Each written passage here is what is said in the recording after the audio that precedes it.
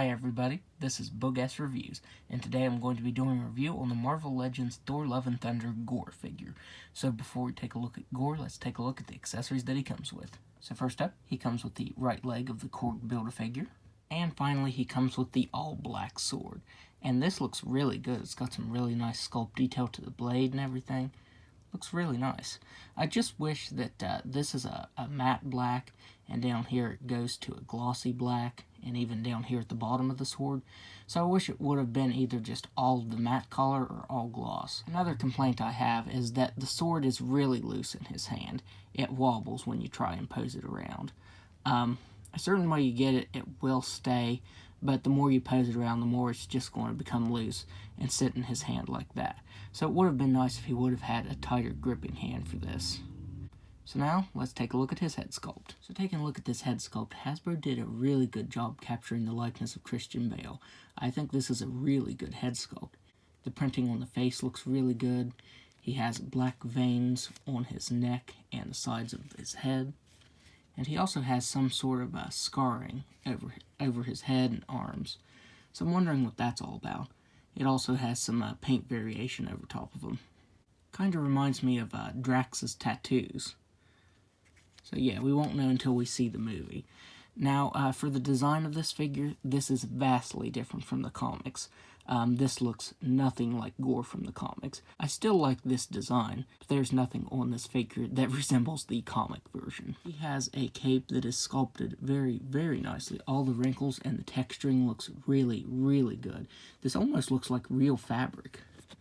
And here at the bottom you get some paint over top of it, making it look dirty, and the ends look frayed. The sculpt detail to the cape and his robe is very, very nice.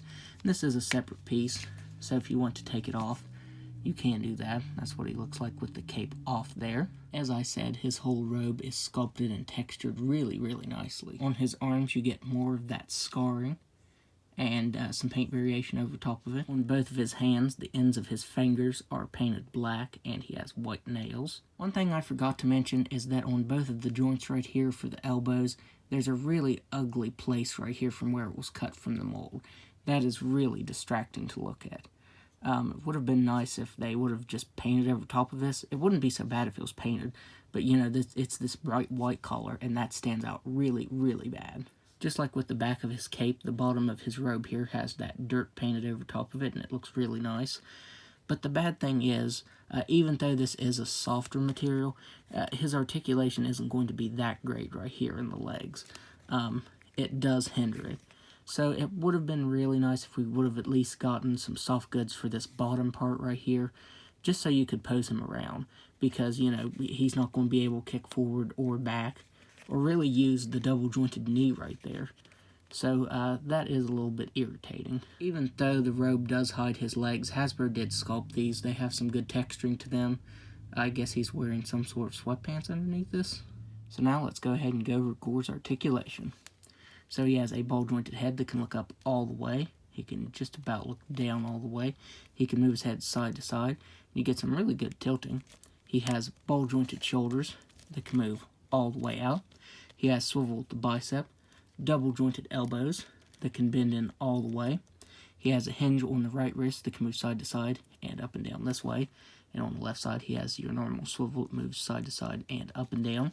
He has a ball-jointed diaphragm that can move back all the way and down all the way. He can also move side to side and all the way around, since that's a ball joint.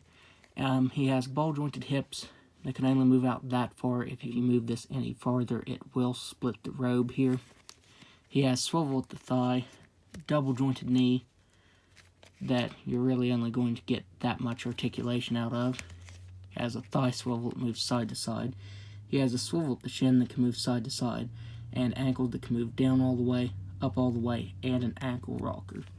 So really, the articulation isn't bad on him. It's just limited right here because of the plastic they chose to use. Even if it was a soft piece, I still think it would be hindered. So now let's do some size comparisons. So first up, there he is next to the Mighty Thor. And finally, there he is next to Ravager Thor. So overall, I still think Gorr is a really nice figure, despite the articulation pretty much on his whole lower half being hindered. If you can get past that and the fact that he really doesn't look anything at all like his comic counterpart, then I'd suggest picking this up. So that's my review. If you like this review, be sure to hit the like button and subscribe to my channel. Thanks for watching.